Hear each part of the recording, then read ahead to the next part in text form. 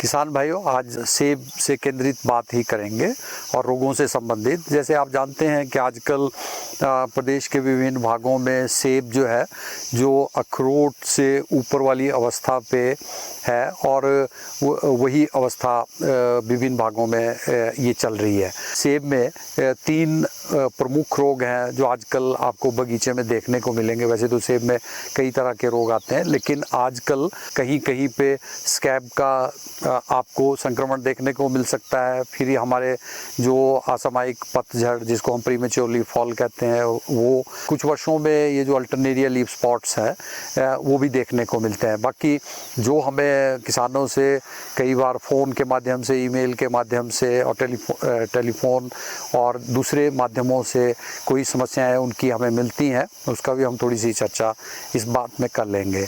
हमें ये देखना है कि अभी जो अखरोट के साइज़ का फल होता है, उससे 20 दिन बाद की जो स्प्रे की अवस्था है, स्प्रे शेड्यूल में हमें उसको फॉलो करना है। तो उसमें हमें स्कैब के लिए जैसे प्रोपिनेब है, जिनेब है, इसका छिड़काव है, और दूसरा कॉम्बी फंजीसाइड ट्यूबाकोनाजोल और ट्राइफ्लॉक्सीस्ट्रोबिन है, इसका प्रीमेच्योर लीफ फॉल के लिए इसका छिड़काव होता है इस कॉम्बी फंजीसाइड का। और उसके अलावा जो है कार्बेंडाजिम और फ्लूजिलाजोल का जो कॉम्बी फंजीसाइड है, तो इसका जो है छिड़काव आपने प्रीमेच्योर लीफ फॉल और ये 2 बीमारियों के लिए सक्षम है, जिसमें अल्टरनेरिया लीफ फॉल है। तो ये 3 छिड़काव जो 3 बीमारियां हमारे पास मेन फलों में देखने को मिलती हैं, तो हमें इनका छिड़काव जो है वो अपने बागीचे में रोग के लक्षण को देखते हुए करना। बहुत सी ईमेल और टेलीफोन किसान इसलिए करते हैं कि हम ये इंसेक्टिसाइड के साथ फंजीसाइड मिला दें, उसके साथ हम माइक्रोन्यूट्रिएंट, जैसे आजकल अधिकतर लोग बोरोन और जिंक की स्प्रे करते हैं। आपसे यही कहूँगा कि इसका हम अनुमोदन नहीं करते हैं। और कुछ जगहों पे ऐसा देखने को मिला है कि जब लोगों ने जिंक, बोरोन और फंजीसाइड को इकट्ठे मिलाने का कई जगह मिलाया है, तो उसमें जो है वो पत्तों पे और फलों के ऊपर उसमें फाइटोटॉक्सिसिटी के सिम्टम जो सामने आते हैं। तो उसमें आप देखते हैं कि इसमें जो फल की जो गुणवत्ता है वो काफ़ी प्रभावित हो जाती है। हालांकि इसको अगर उस पर प्रभाव कम होगा फाइटोटॉक्सिसिटी का, तो वो जो फल की बढ़ोतरी के साथ वो ख़त्म भी हो सकते हैं। लेकिन फिर भी हमें जो चीज़ जिसका अनुमोदन नहीं किया गया है इनको मिलाने का, वो हमें नहीं करना है। और बहुत से किसान भाई हमारे पूछते हैं कि हम जो डोडीन है, डोडीन के साथ क्या हम कंटाफ मिला लें, जो हेक्साकोनाजोल होती है।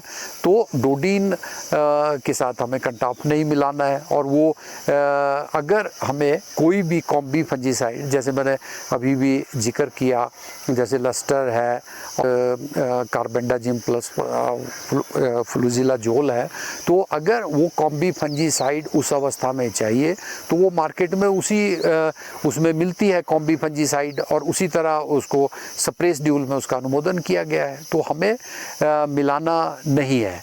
और डोडीन और उसके लिए तो विशेषकर मनाही है। किसान भाइयों को यही करना है कि जो स्प्रे शेड्यूल में दिया गया है उसी को स्प्रे को हमें करना है।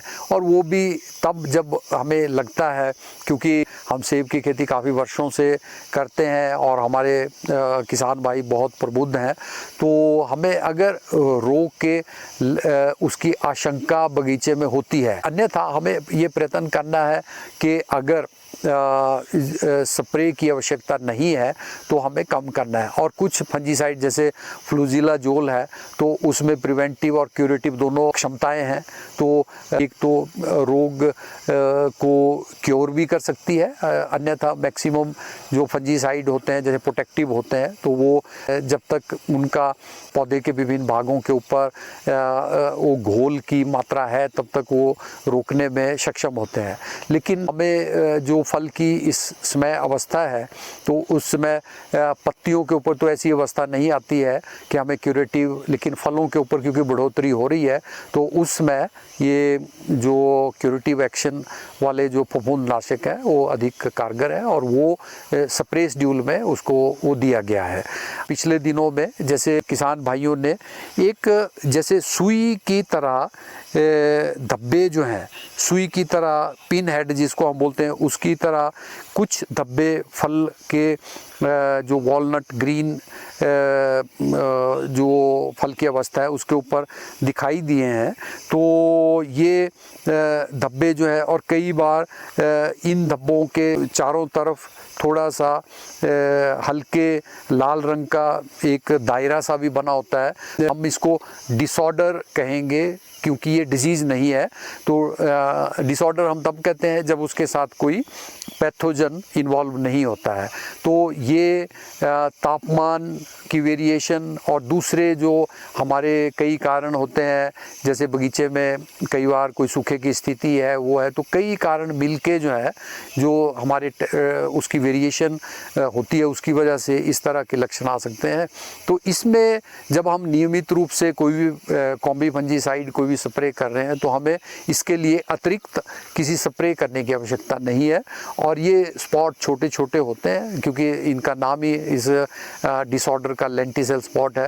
तो जैसे फल की आकार बढ़ेगा तो वो जो छोटे छोटे स्पॉट हैं वो सतह से खुद ही नीचे उसे निकल जाएंगे उसकी सतह से, और जो फल की गुणवत्ता है उसके ऊपर कोई प्रभाव जो है वो नहीं पड़ेगा। जैसे अभी हमने किसान भाइयों के लिए जून में एडवाइजरी जारी कर दी है, तो वो हमारा जो यूनिवर्सिटी का वेबसाइट होता है उस पर भी उपलब्ध होती है, और जो हमारे ये प्रिंट मीडिया है और इलेक्ट्रॉनिक मीडिया है दोनों पे हम जो एडवाइजरी जिसका मैंने जिक्र किया कि जून में कौन कौन से स्प्रे इन तीनों बीमारियों के लिए होने हैं, तो उसके ऊपर हम ये एडवाइजरी डाल देते हैं। हम किसानों से अपेक्षा करते हैं कि दूसरी तरह का लिटरेचर जैसे हमारी यूनिवर्सिटी की पैकेज एंड प्रैक्टिसेस है वो भी किसानों के पास उपलब्ध होगी और उसको भी वो कंसल्ट कर सकते हैं। और जो स्प्रे शेड्यूल है वो स्टेट डिपार्टमेंट ऑफ हॉर्टिकल्चर का ई हॉर्टिकल्चर है उसके ऊपर भी